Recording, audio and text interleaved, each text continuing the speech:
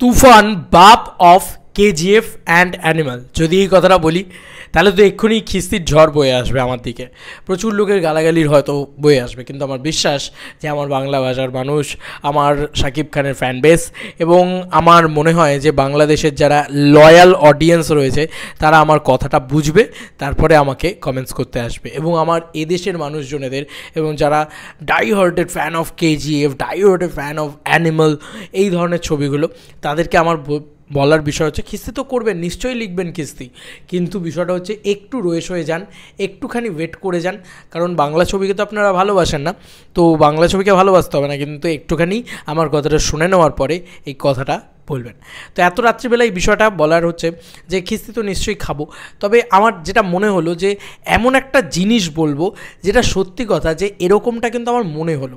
আমি না এই তুফানের টিজারটা প্রায় এখন 12-15 বার ইতিমধ্যে এই ভিডিওটি শ্যুট করার আগে চালিয়ে দেখছিলাম। তো সেখানে অনেকগুলো জিনিস ভালো লাগার নতুন করে তো তৈরি হয়েছে, যেরকম গানটা তুফান সময়ের এই যে মিউজিকটা, ভাই ভয়ঙ্কর ভয়ঙ্কর। আমি ওটাকে গানটাকে নিয়ে আলাদা করে ভিডিও বানাবো ভেবে রেখেছি, তো বোধহয় মানে আমি প্ল্যান করে রেখেছি যে আলাদা করে ভিডিও, তুফান নিয়ে আমি প্রচুর ভিডিও বানাবো, কারণ যে প্রজেক্টটাকে নিয়ে আমি এক্সাইটেড হয়ে যাই না সেটাকে নিয়ে আমি ভিডিও বানাতে থাকি। তো এই যে একটা কথা উঠছে যে কেজিএফের মতন লুক, তারপরে বিয়ার্ড লুকটা বা ওই বড় বড় চুলটা, ওটা হচ্ছে অ্যানিমালের মতন, তারপরে কেজিএফের মতন গ্যাংস্টার, এই সমস্ত বিষয় নিয়ে এত কথা উঠছে। তো আমি বলি যে আমার বাংলায় যে বাজেটে তুফান তৈরি হয়েছে, সেই বাজেটে কেজিএফ বা অ্যানিমাল তৈরি করা অসম্ভব, জাস্ট অসম্ভব। সেটা প্রশান্ত নীল হোক বা সেটা সন্দীপ রেড্ডি ভাঙ্গা হোক। আজকে যদি তুমি লিওর যে ডিরেক্টর, মানে লোকেশ কানাগরাজ, আমার খুব পছন্দের ডিরেক্টর, তাকেও যদি তুমি এরকম কম বাজেট দিয়ে দাও, তাহলে সে এ ধরনের ছবি বানাতে পারবে না। আজকে আমরা এইটা বলতে পারি যে মাস সেন্সিবিলিটি নেই আমাদের এই ওয়েস্ট বেঙ্গলের ক্ষেত্রে, আমরা বলি না যে মাস সেন্সিবিলিটি নেই আমাদের এখানকার ডিরেক্টরের, কিন্তু আমরা একটা জিনিস কিন্তু প্রচণ্ডভাবে, সুমিত সাহেলকে আমি প্রশংসা করি এখানে, মির্জা যেহেতু বানিয়েছে, এই সেন্সিবিলিটিটা কিন্তু প্রচণ্ড আছে যে কম খরচে কী করে ভালো মাস ছবি বানাতে হয়, এই সেন্সিবিলিটিটা কিন্তু প্রচণ্ড ভালোভাবে আছে এবং ভালো মাস ছবি বানাতে হয়। এটা কিন্তু আমাদের এখানকার যারা আর্টিস্টরা রয়েছেন, ডিরেক্টরসরা রয়েছেন, তাদের আছে। তো আমি এখানেই রাইহান রাফিকে একটা বিশাল বড় করে প্রশংসা করতে চাই, যেভাবে বানিয়েছে আর যেভাবে শাকিব পারফর্ম করেছে। The megastar Shakib Khan always, এটা বলতে হবে, কারণ এখন এসবিএফও বলে, আমরাও বলবো, এবং কোথাও গিয়ে সত্যিই তো, তাই না? মানে এরম লেভেলের রেকর্ড ব্রেকিং ক্রেজ ক্রিয়েট করে শাকিব খানের যে কোনো ছবি, আর তুফান তো জাস্ট অন্য লেভেলে। মানে আমি এতটুকু বলছি, শাকিব খানের কেরিয়ার বেস্ট ছবি আসতে চলেছে, এবং এই যে এত ছবি নিয়ে এত দাপাদাপি, এত মাতামাতি, তুফান নিয়েই আলাদা ক্রেজ উঠেছে। আর তুফান আলাদা লেভেলের কিছু হবে, দুই বাংলায় কাঁপিয়ে দেবে। তবে এখানে একটা বড় বক্তব্য হচ্ছে যে কেজিএফ বা RRR বা পুষ্পা বা অ্যানিমাল কোনো ছবি কি পারবে এরকম কম বাজেটে এরকমভাবে পুল অফ করতে? শাকিব খান যেটা দেখাচ্ছে, যেই মানে যে গাড়িটাকে এনে দেখাচ্ছে, বা যে কী বলবো, একটা ইউনিভার্স বা যে যে জগৎটাকে আমাদেরকে দেখাচ্ছে আর কি, ওই মাহলের ভিতরে, ওই জগৎটাকে এত কম বাজেটে কোনো কেজিএফ, কোনো RRR, কোনো পুষ্পা, কোনো তোমার অ্যানিমাল বা কোনো সাউথ বলিউডের কোনো ছবি কেউ কি পারবে দেখাতে? আমার তো মনে হয় না পারবে।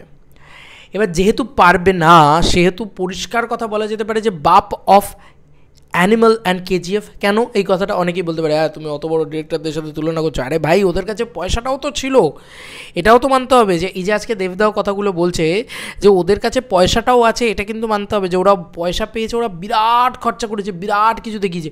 তো আজকে যদি আমার কাছে ওই পয়সাটা নেই, তাও ওই লেভেলটা আমি অ্যাচিভ করে দিচ্ছি, ওর থেকে বেটার লেভেল আমি অ্যাচিভ করে দিচ্ছি, স্যালুট টু রাইহান রাফি।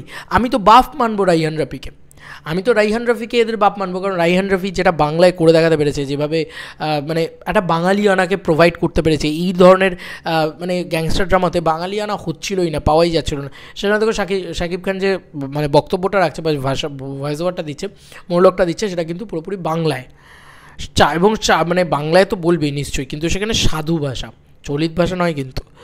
তো এরকম একটা গ্যাংস্টার, সে সাধু ভাষা বলছে, তার তো পিছনে রিজন আছে। এবং মানে খুব ভয় পাইছি রে, যেভাবে বলে ভাই মানে চঞ্চল চৌধুরী, ভয়ঙ্কর লাগে।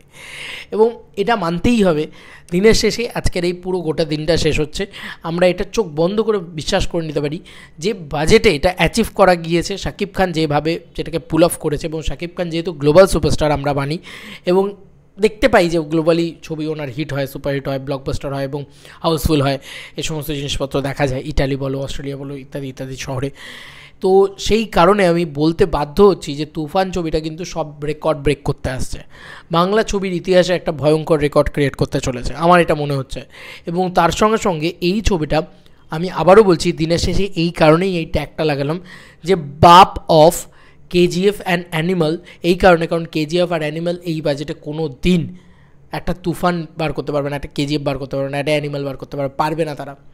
তারাও কিন্তু বাজেটটাকে ইনক্রিজ করে দিয়েছে। এই যে একটা কথা উঠছিল না খুব বেশি করে, অঙ্কুশদার একটা ইন্টারভিউর সময় অঙ্কুশদা বলছিল যে আমরা যদি বাজেটটাকে ইনক্রিজ করতে পারি, আমরা যদি কেজিএফের থেকেও বেটার কিছু বানাতে পারি, তাহলে আমরা 100 কোটি টাকা যদি আমাদের কাছে একটা ছবির বাজেট থাকে, তাহলে আমরা কোথাও গিয়ে সেই ছবিটাকে প্যান ইন্ডিয়া রিলিজ করব। কিন্তু আজকে তুমি বলো, কেজিএফের লুক অ্যান্ড ফিল দেখে নাও, আর এই ছবিটার লুক অ্যান্ড ফিল দেখে নাও, তুফানের লুক অ্যান্ড ফিল দেখে নাও, বা অ্যানিম্যালের লুক অ্যান্ড ফিল দেখে নাও, এই ছবিটার লুক অ্যান্ড ফিল দেখে নাও। তুমি তো পাশাপাশি রাখলে তুমি বলবে ভাই এই ছবিটাও যে বাজেটে বানানো, এই ছবিটাও সেম বাজেটে বানানো, এরকমটাই মনে হচ্ছে। তো কোথাও গিয়ে তোমাকে লাগবে না যে অত বাজেট লাগবে না, কোথাও গিয়ে এটা মিথ্যে প্রমাণ হয়ে গেল যে budget is not ultimate thing.